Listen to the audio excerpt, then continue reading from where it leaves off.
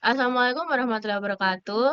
Di sini kelompok kami akan mempresentasikan dan mengimplementasikan sistem prediksi tingkat stres harian berbasis machine learning. Perkenalkan, nama saya Delpiraida Altaviani dengan nomor NBI 14624000072. Perkenalkan, nama saya Muhammad Hidayat Ardiansyah dengan NPI 14624000044. Perkenalkan, nama saya Muhammad Zidan Amirullah dengan NPI 14624000178. Masuk ke latar belakang, masalah utama yang kami angkat adalah tingginya screen time dan buruknya kebiasaan digital yang memicu stres harian tanpa disadari. Karena stres sering terlambat dideteksi, kami menggunakan machine learning untuk menganalisis pola aktivitas harian secara objektif. Solusinya, kami membangun stress level analyzer dan health dashboard untuk memprediksi stres sekaligus memberikan rekomendasi pemulihan.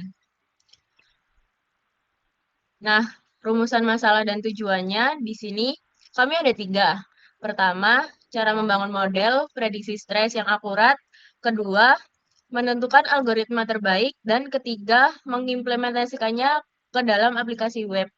Sejalan dengan itu, tujuan penelitian ini adalah membandingkan performa algoritma untuk mendapatkan model terbaik, lalu menerapkannya ke dalam dashboard kesehatan interaktif. Nah, di sini ada manfaat dari penelitian. Yang pertama ada kesadaran mandiri, yaitu self-awareness. Pengguna lewat data real-time membantu pengguna mengenali tingkat stresnya secara mandiri dan objektif. Lalu, yang kedua ada edukasi. Mengenal dampak kebiasaan digital terhadap mental. Dan ketiga, memberikan rekomendasi praktis atau solusi penanganan stres yang dipersonalisasi.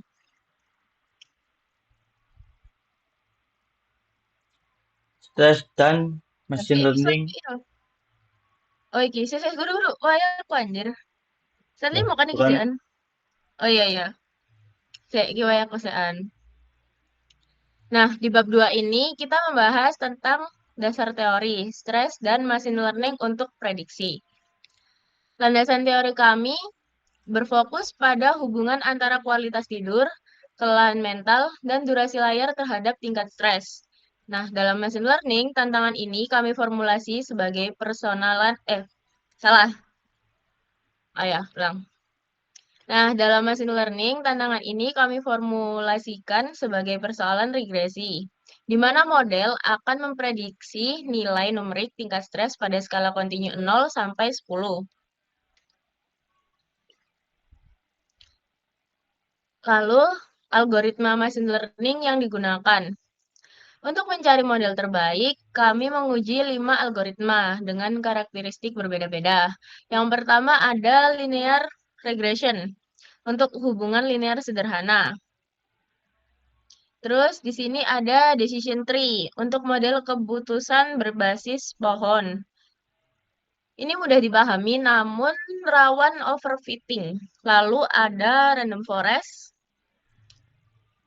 dan gradient boosting sebagai metode ensemble untuk akurasi tinggi dan mencegah overfitting. Lalu ada K-nearest neighbors memprediksi berdasarkan kemiripan dengan tetangga terdekat atau ruang fitur.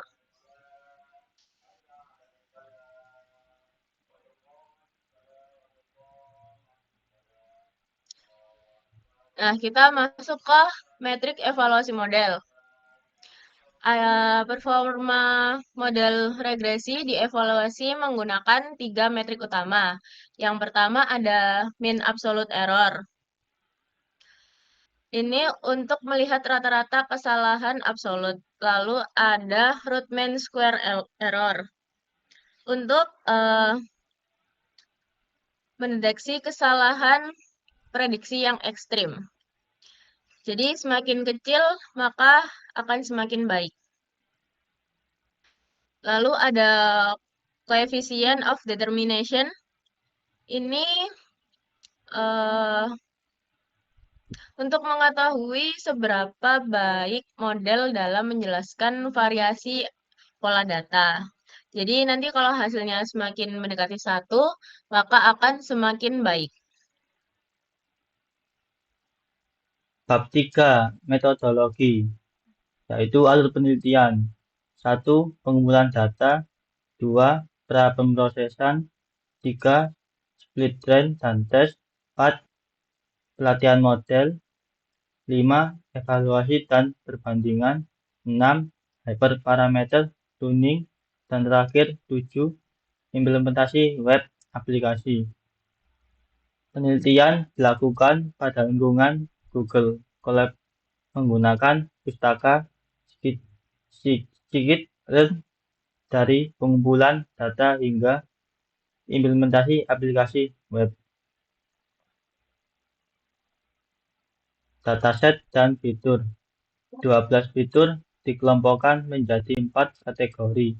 Targetnya skor stres pada skala 0 sampai 10.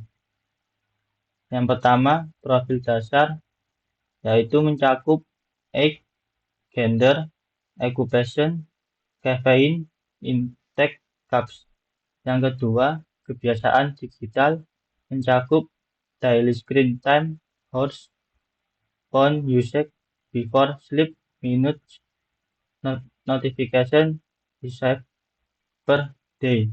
Yang ketiga, kualitas hidup, mencakup sleep duration hours, sleep quality score, physical activity minutes, mental fatigue score.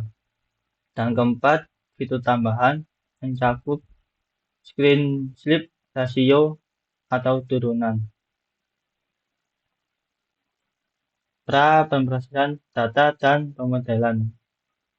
Pra-pemrosesan atau pre-processing terdiri dari penanganan missing value dan data tidak valid, encoding fitur kategorikal, yaitu gender, occupation, normalisasi atau standarisasi fitur numerik, fitur engineering, yaitu sleep, screen sleep ratio, rasio screen time berdasarkan durasi tidur. Pemodelan dan tuning, yaitu data dibagi menjadi training set dan testing set. 5 algoritma dilatih dan dibandingkan menggunakan scikit-learn di Google Colab. Model terbaik kemudian menjalani hyperparameter tuning untuk mencari kombinasi parameter optimal.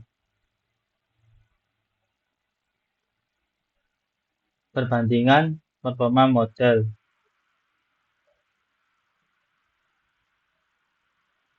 R2 score, yaitu gradient boosting 0,95, random forest 0,95, linear regression 0,94, KNN 0,92, decision tree 0,90. Random forest dipilih sebagai model utama. Keseimbangan terbaik antara akurasi dan stabilitas. Hasil parameter tuning. Perbandingan performa model random forest sebelum dan sesudah di tuning. Sebelum tuning, R2 score-nya 0,95, RMSI-nya 0,61. Lalu ketika sesudah di tuning, R2 score-nya 0,95 tetap, RMSI-nya 0,62. Nilai R2 relatif stabil di 0,95 dengan RMSI-nya yang nyaris tidak berubah di 0,61 ke 0,62. Ini menandakan bahwa model dasar itu sudah cukup optimal sehingga tuning tidak memberikan peningkatan yang signifikan, namun tetap mempertahankan performa yang baik. Analysis feature importance. Di sini kita lihat mental fatigue score adalah fitur yang paling dominan, jauh melampaui fitur-fitur lainnya. Durasi screen time harian dan skor kualitas tidur menempati posisi berikutnya. Temuan ini menegaskan bahwa kelelahan mental dan kebiasaan digital merupakan indikator utama tingkat stres seseorang. Lalu, implementasi aplikasi dan contoh prediksi. Di sini ada 4 menu utama aplikasi, yaitu prediksi stres, kalkulator rasio digital, tips manajemen stres, lalu tantangan hidup sehat. Di sini skor tesnya masuk ke kategori yang tinggi di 9,42. Di sini menggunakan penghitungan prediksi random forest. Rekomendasi kategori tinggi meningkatkan kualitas tidur, mengurangi screen time secara bertahap, membaca notifikasi yang tidak mendesak, aktivitas fisik ringan minimal 30 menit sehari. Sekarang kita akan coba untuk mendeploy aplikasinya, menjelaskan proses deploy aplikasinya. Tahap pertama, kita akan jalankan hasil deployment model dari collab yang sudah kita buat. Selanjutnya dari hasil run ini akan didapatkan 4 file PKL, yaitu encoder gender, kemudian encoder occupation, dan the scalar, dan ada stress prediction model. Selanjutnya kita buat tampilan aplikasinya untuk menggunakan Streamlit. Jadi kita buat aplikasinya dulu, tampilannya dulu menggunakan file Python dengan tetap menggunakan model dari hasil generate dari collab tadi. Selanjutnya juga kita buat file requirement. Jadi ini hasil nanti digunakan untuk import atau library yang akan digunakan oleh Streamlit. Selanjutnya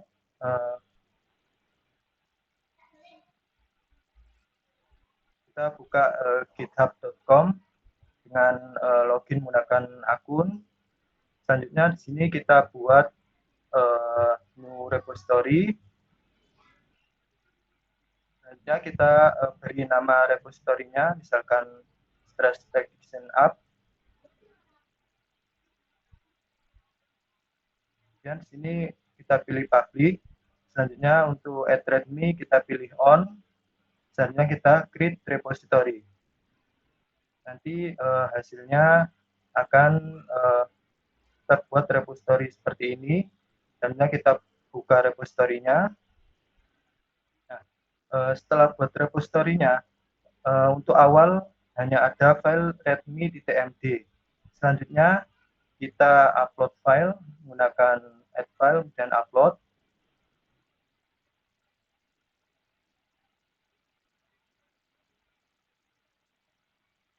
Kemudian kita upload file yang sudah kita buat tadi.